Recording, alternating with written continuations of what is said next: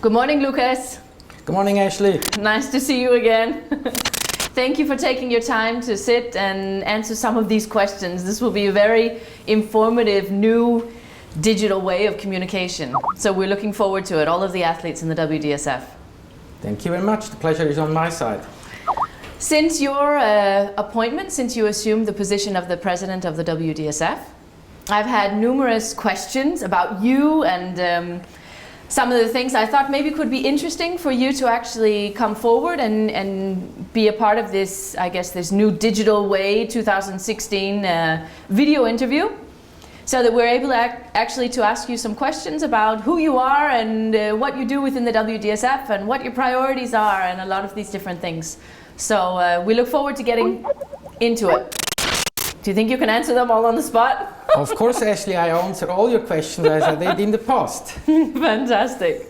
So I have some different ones in the beginning that are a little bit maybe less relevant in reference to the dancing in the WDSF, but maybe to ask in reference to you and who you are and your background and where you came from. So the first question I've been asked by a lot of the dancers is, have you ever danced yourself?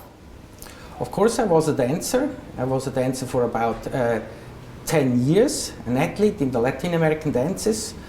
My talent was not good enough, so I only did the Latin American dances, not also the standard dances like you.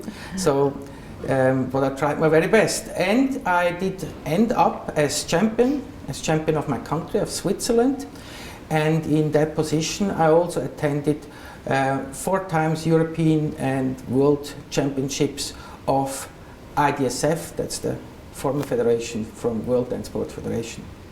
Oh, fantastic. Okay, so that's the first one off the list. Then the next one was in reference to how long you've been involved in the WDSF, like in leadership roles, I guess you could say, because of course now you've said you've been dancing from the very beginning, so that means you've been involved with the IDSF for many, many, many years. But in reference to leadership, how long have you been involved in the WDSF? I have been involved more than 20 years in WDSF, because first I started in Switzerland. I was immediately elected as president of the Swiss DanceSport Federation when I stopped competing, and then I did lead that federation over a period of 6 to 7 years and made fundamental changes. As I was a former athlete, for example, I concentrated all the financial resources in supporting more the athletes, in concentrating more the efforts on the athletes program, and the result, at least at that time, for Switzerland, we generated a few very good results, ending up in finals and semi-finals of World and European Championships. So I'm still proud of that achievement in the past. Yeah, sounds great. And, I didn't know. I did it when I was very young, so it was very unusual to be in this position at an age which was not yet 30 years old. So it was a little bit difficult when I had the annual general meeting, and I was already in the position as president at that age. Ah, so you were attending already the AGMs, of course, and all of the other things already at the time that you were the president for the Swiss Federation. Of course, that makes sense. Exactly, and there, at that time, I realized that in the WDSF, we need fundamental changes. Imagine, at that time, it was not possible to raise a question in the annual general meeting. Not possible to raise a question? No, because I did one when I first time entered the annual general meeting, and I still remember the chair, the former president, Mr. Detlef Hegemann, said, who is raising this question and why he is raising a question at the annual general meeting. So this in one way is my motivation why I thought, of course, these organizations need a little improvement. Moving further to democracy. Great. Great. Thank you, Lukas, for that. Then the next question I had was, do you have a career outside of the dancing? Because you spoke about before you were a dancer, but not everybody has known you maybe on the dancing scene for a while. So what do you do outside the dancing?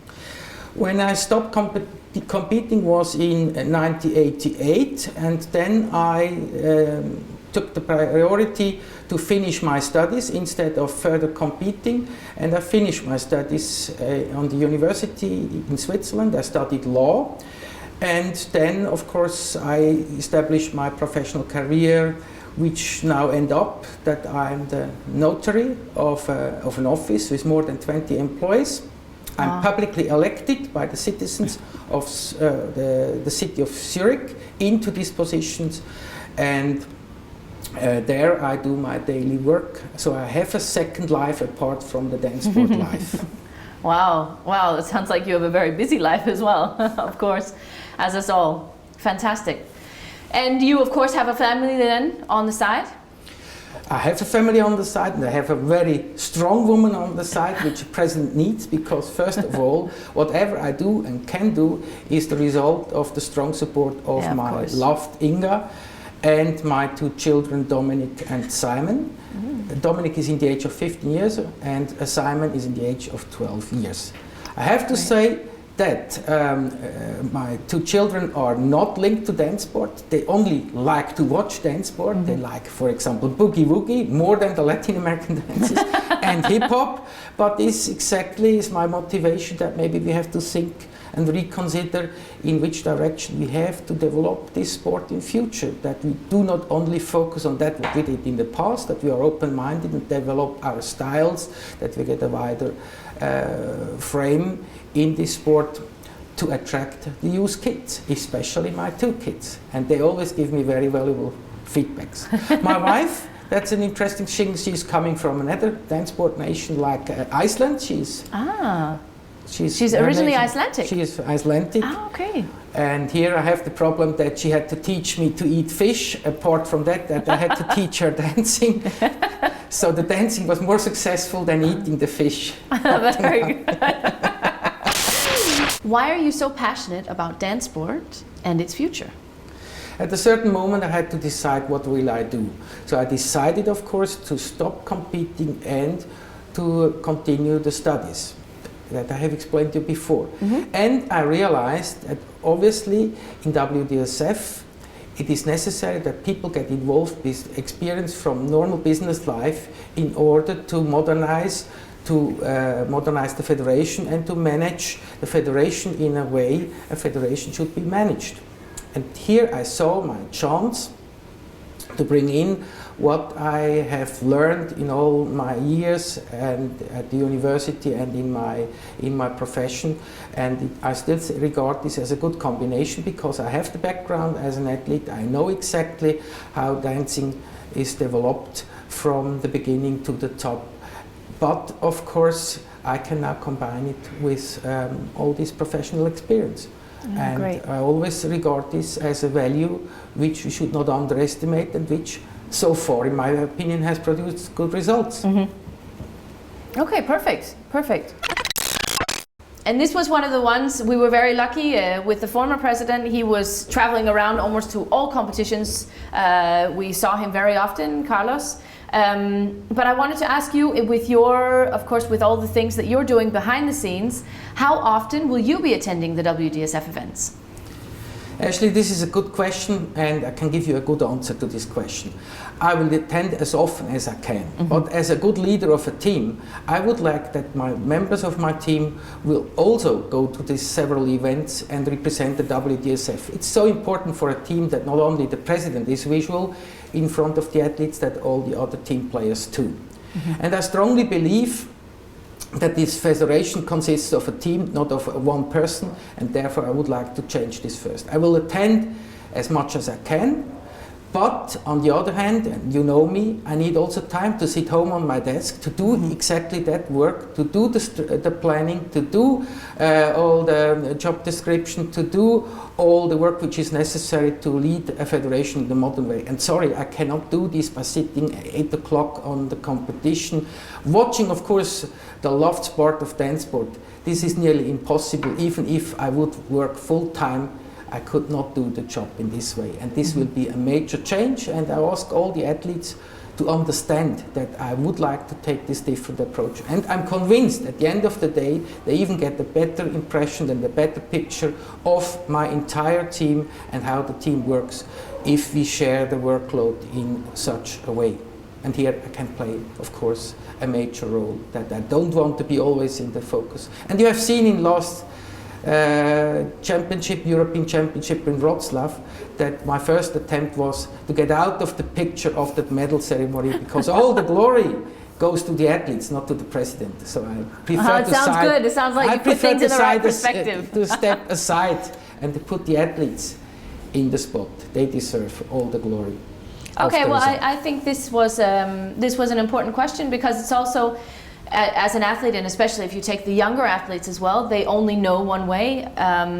As I said before, I think we were lucky in that way that Carlos was around all the time, but just knowing what to expect, knowing, okay, maybe it's not because the times you're not there, it's not because you don't care, but it's because you're doing things behind the scenes to further the sport and do things in a different way. So I think now that the athletes know what to expect, I think it will be easier to understand now, and I think it sounds like a really good idea that the other Presidium members are actually able to go around and split the workload and do some of the job as well. It sounds like a good strategy. Exactly, and apart from the job as president, I have the role in the World Games Federation, and here also they request some kind of attendance, and I have to share this as good as I can, and I strongly believe that I will do the right, how shall I say, the right decision how to manage this in a proper way. Perfect. So we come to the last question. And the really important question. You came out a few months ago with a new declaration, I guess you could say. I think it was around Finland, the Grand Slam in Finland, where you came out with, I guess you could say, a document or something that was sent around with a newsletter about that you would like to create a task force to help with both match fixing and competition manipulation. And I wanted to ask on behalf of the athletes, how's it going, first of all, with this project? And then the second part of it as well is, do you honestly feel that you can make a difference? Can we change some of these things that we have in our sport? And it's the same, I know, in every sport.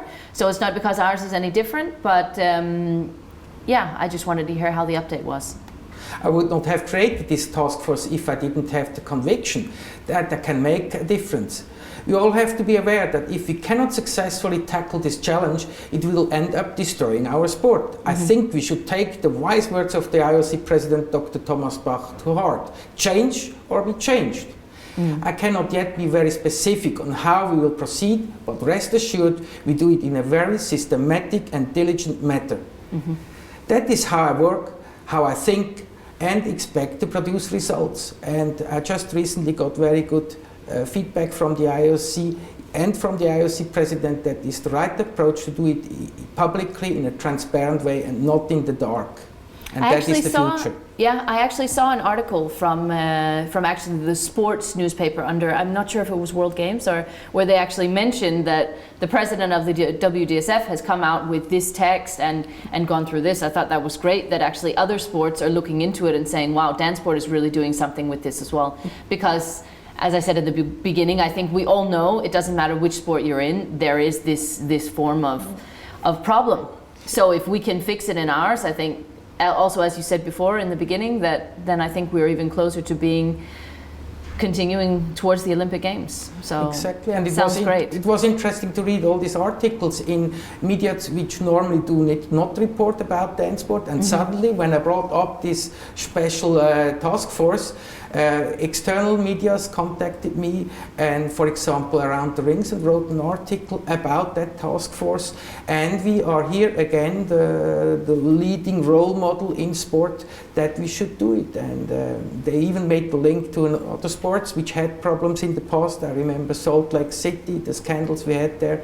So I have learned out of this process and tried to do it in this open, transparent way, and I'm not worried about doing this, about the outcomes. What counts is the result, and I'm convinced that we will produce results in the middle and long term to the benefit of the athletes. And great. Here sounds good. Everything closes. I was an athlete, and now I'm in the position to make the change. I cannot miss this unique opportunity to do it, and I'm fully determined to do it. Well, Lukas, thank you very much for this time. It was really nice to see you again over the screen. And for sure, also for all of the athletes out there watching this video, you're welcome to send us any comments on either through our Facebook page or sending an email to our email as well. You're welcome to, or to my personal email as well. just contact us, come with the things you want, and we will try, Lukas, in the future, if it's possible and if it's okay with you and your busy schedule with everything, maybe to make some more of these videos, video interviews, to be able to ask you maybe the questions that are on our minds and on our hearts, but we're not quite sure how to get out there. And I think this was very beneficial and interesting for all of the athletes. So I thank you very much for your time again. And please say hello to your family and give them our regards. And thank you for all your help. The pleasure is on my side, Ashli. I have now even more the opportunity to meet you, even it's only through Skype. I'm but sorry. Meeting Ashli in Skype is an experience. I will enjoy it. I will make use of it. And I have to thank you for all what you are doing for the athletes. And please give my special regards and thank to your husband, because always when I'm talking, working with Ashli, when I work for 1 week in Lausanne, your husband had to stay home and take care of everything else. I think this we should always have in our mind, that there are always other people who support us in our functions, and these people deserve our utmost Thank you. I will tell him. He'll be most appreciative. Okay, I'm looking forward to meet you on the comp or on Skype now. We see you soon. Thank you. Bye-bye. Bye.